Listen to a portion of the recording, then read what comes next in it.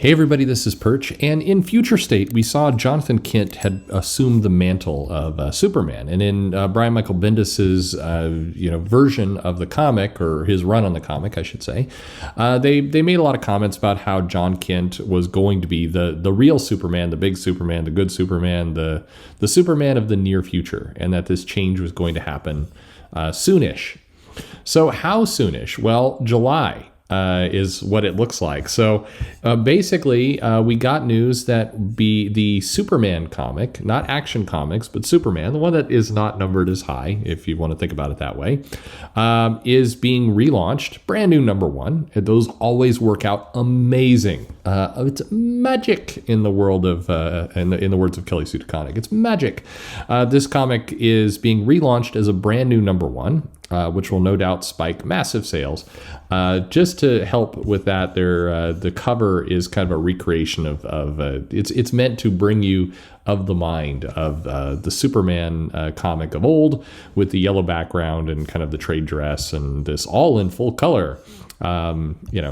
Hey kids, come get your Superman. It will be the most amazing comic in the history of the world, the beginning story of the daring exploits of the 21st century Superman, 22 pages of thrilling action from the son of Kal-El.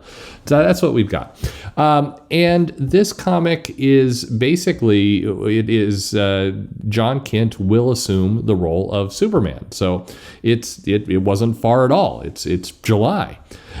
This comic will not be written by Philip Kennedy Johnson. We'll get more to him in a moment. He took over both comics, Action and Superman. And then if you remember back when Philip Kennedy Johnson was announced to be doing this series, or to be on both books, there was a little hint in the in the solicitations that he wouldn't be there for long, or wouldn't be on both books for long. And there's further speculation. In fact, a lot of videos and people who have, insiders were claiming that Mark Waid would be tapped to be the new Superman writer.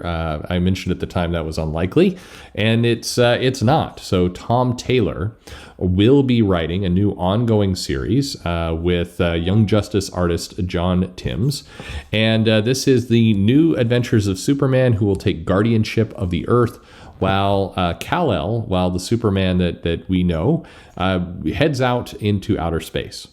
So this is kind of the Superman of Metropolis. It basically tells us that this stuff is closer than we thought, that the future state stories around the bottled city was not far away, and that we can expect to see some fallout with Supergirl maybe at some point. Unlikely that's going to come in the Tom King limited series run, but Jon Kent is so here's what we got. Jon Kent, the new Superman, brand new number one. He will be the Superman of Earth. Meanwhile, Philip Kennedy Johnson continues to write Action Comics, which is on issue 1033, and Johnson is he's basically going to be writing this War World story.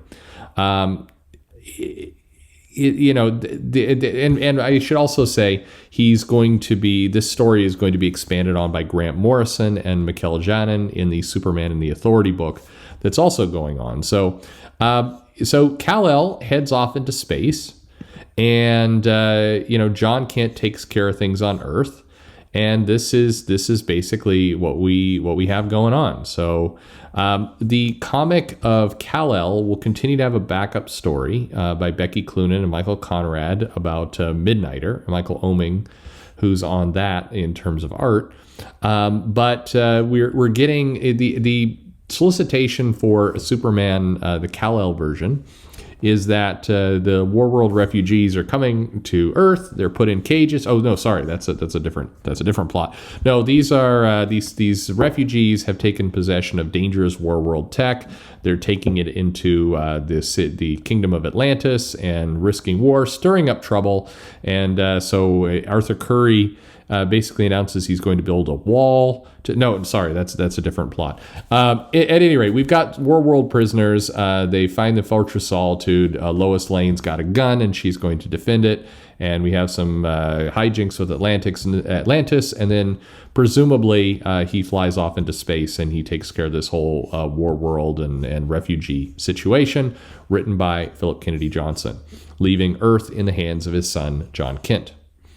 Okay, so where does all this leave us? A couple thoughts. First off, this feels set up for failure. In fact, that was my immediate thought, because the Jon Kent as Superman has not been warmly received. Now, maybe DC can win people over, and more power to them if they can, but they're putting a number of obstacles in their past. I always look at the pros and cons of these things. So the pros are Tom Taylor does have a good track record in DC. People generally like Taylor's work. And, John Timms is, a perfectly reasonable artist, probably fits, Jon Kent pretty well. So that all is good. And so in terms of the creative team, you can't really go wrong with that. You're not going to get people too upset. Philip Kennedy Johnson continues to have, people have good feelings for his run and what he has done. So in general with the creatives, okay, I think that's generally going to be accepted well. On the con side, you still have a large number of people who are pissed that they aged up Jon Kent. They really like the Jon Kent, Damian Wayne, Super Sons team up, and they're angry that happened. And what's important to realize is I think when that argument comes up, because I've heard people from within comics, within DC, get pretty angry about this, saying, why are these fans continuing to bitch about this? We're making a story decision. It's none of their. They get very heated on this topic, and it feels like everybody's kind of yelling past each other. Look. It was an idea. Let's age up Jon Kent and have this shocking moment, this reveal. Brian Michael Bendis did it for his run. The problem is that I think DC stumbled on a concept, the concept being, Kid Jon and Kid Damian as a fun pairing. And I don't think DC realized how much fans would like that it filled a missing void that DC clearly didn't anticipate that fans would be into it. So when they aged him up, the effect for a lot of fans were you took a story and a potential and some cool stuff away from us. And again, DC's the publisher. They get to make whatever decisions they want. It's their call. However, there were indications that the pairing of Jon and Damian was money, that there was going to be, some profit that could come out of that. And, why would you steer away from that? Why would you let go of that profit? You rarely stumble into these things where you have kind of this sleeper hit that you didn't see coming. And so I think that, the problem is they relaunched this book and there's going to be 1,000,001 videos and comments and other things saying we hate the fact that you aged up Jon Kent, because people are still there. They're still stuck there. And correctly so. The customers they're sending a message saying, we like this thing. You took it away and you keep going further and further away from it. Now, in addition to not de-aging him, we're actually replacing Kal-El with him. So, I mean, you're wandering further and further down a path that you haven't got the fans on board with yet. And it's not to say you can't, and it's not to say that you should never do things like that. It's just that at some point, you got to get the customers on the train with you in order to make the book a success. I think the other negative thing is, you're relaunching the series and, we're going to see the same exact predictable bump that you've seen now from dozens of sales videos that I've done, showing that, we're going to get a spiked number one. You got a bunch of variant covers, at least 4 variant covers that they're showing. And so you'll get a high order and then the sales will drop. And likely, I'm a bold prediction here, the sales will rapidly drop to selling less than what Superman is selling today. I think that's somewhat inevitable.